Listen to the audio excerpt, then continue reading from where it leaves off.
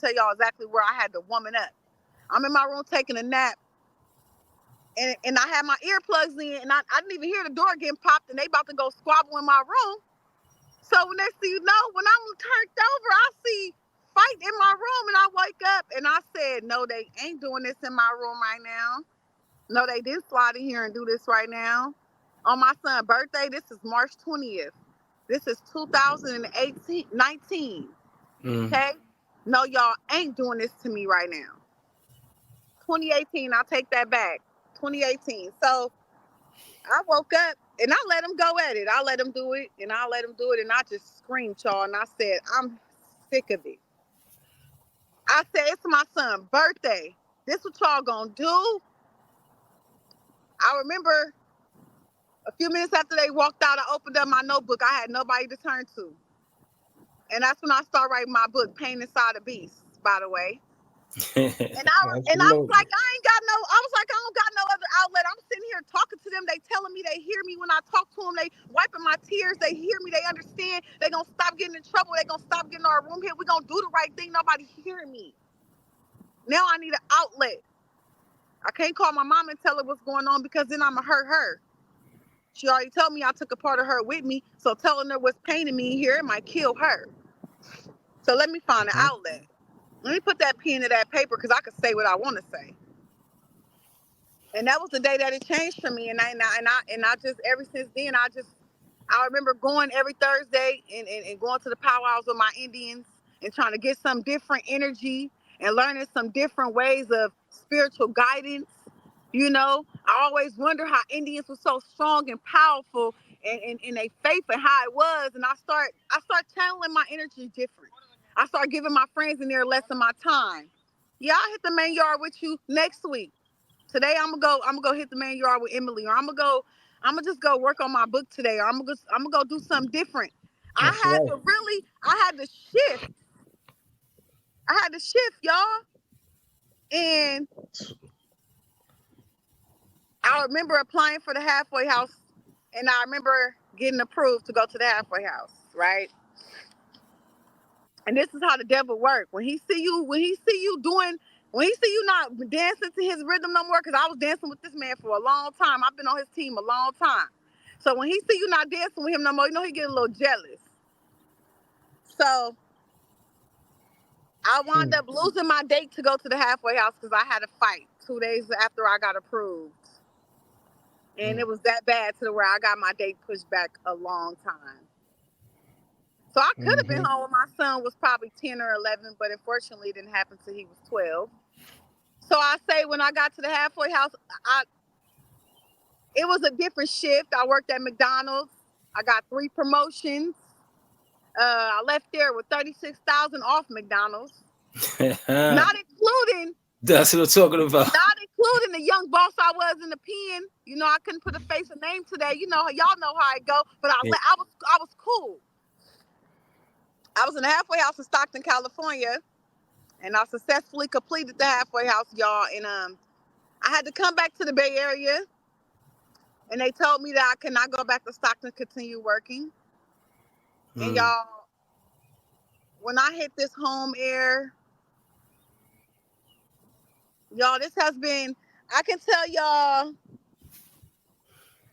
that 5 years brought me some beauty and glory that I never knew existed. And this time being home, when I say, y'all, I got to be honest, because you got to hold yourself accountable, right, Michael?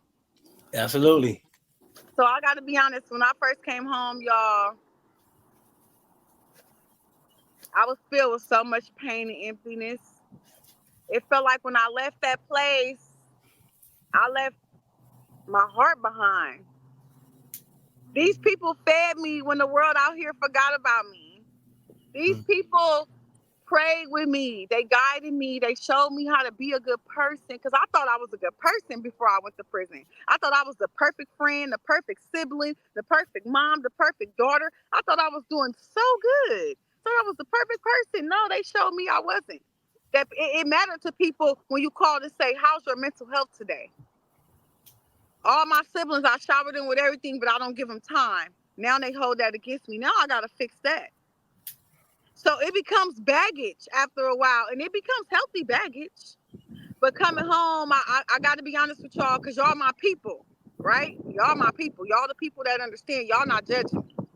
That's This right. has been the worst 2 years. I will trade that 5 for this 2. I've been home any day, because you know what? I'm not that person I was no more. And I came home and I put on them old shoes, right? And I took myself in a place where I leveled up from. So I wasn't the girl that came home after incarceration and immediately had a success story, or immediately was able to make things turn around. I was that girl that relived my past again.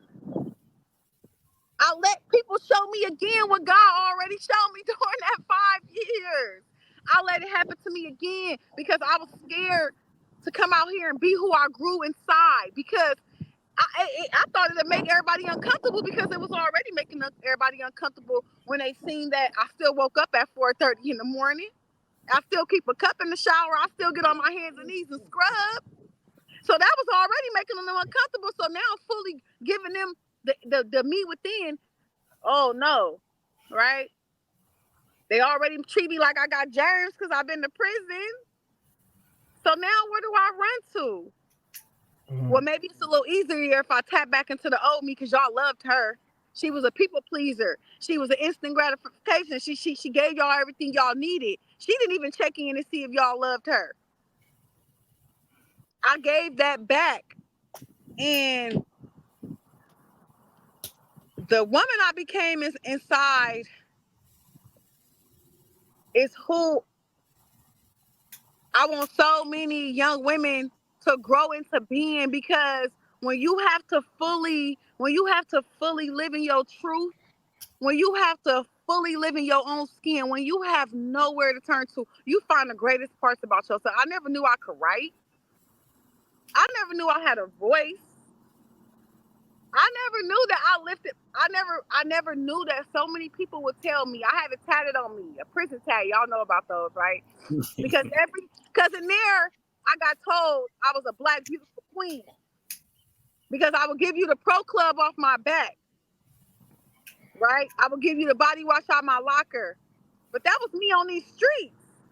But let me tell y'all the difference. On these streets, I was never getting nothing in return, and I never knew until I got to prison. Like, dang, I never got nothing in return for that good deed I did. But in here, when you give a person shirt off your back, they give you a hug. They pray for you. They break even a burrito with you. They bust a spread down with you.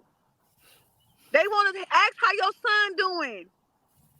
They want to give you these resources to these classes. They want to make sure you get that paper for that sale. They want to make Preach. sure. They want to make Preach. sure. Yeah. So now, do you catch what I'm saying? So now this That's is why I right. say I'm looking for my people. Because I come out here and they misuse and abuse me again. So I had to go through depression again. I had to go through a mental health crisis again. I have to go through anxiety attacks. I had to go through multiple rounds of therapy. I didn't even need that much. I had to really say to myself, why are you scared to be this person that grew inside of there? Why are you scared of her? What is when you was just her? Why are you scared of her? How are you scared of you?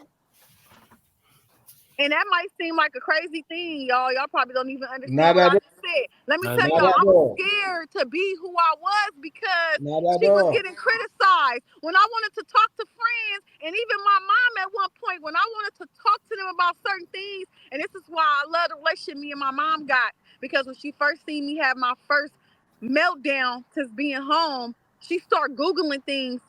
My son even told me, he said, Mom, my granny's Googling things. She don't know what's wrong with you. Like, I had to break down in front of my family for them to see what I've been going through. I had to let them understand that it's not that I'm different. I'm just not a people person no more. I'm a loner. I've been in isolation for so long that my happiness sometimes come from me just sitting in my house alone. I want to sit at this park alone. Energy, man. Energy. Listen. Listen, right? So this your journey. This Yeah. your journey. This your It, story. You hear it's me? it's the This is energy. your journey. This your story right here. And You I hear had to me? come This right home, here will y'all. inspire. This will inspire those of us that's going through what you're going through. Those of us that go through what you go through. Like I always like to say that you and I, people like us, we have the best of both worlds. You Yes, know we what I'm do. saying? So we were able to go through the trenches of life, whatever that may have been, Yes, prior to going to prison, coming home, and being acclimated back into society and living the right life.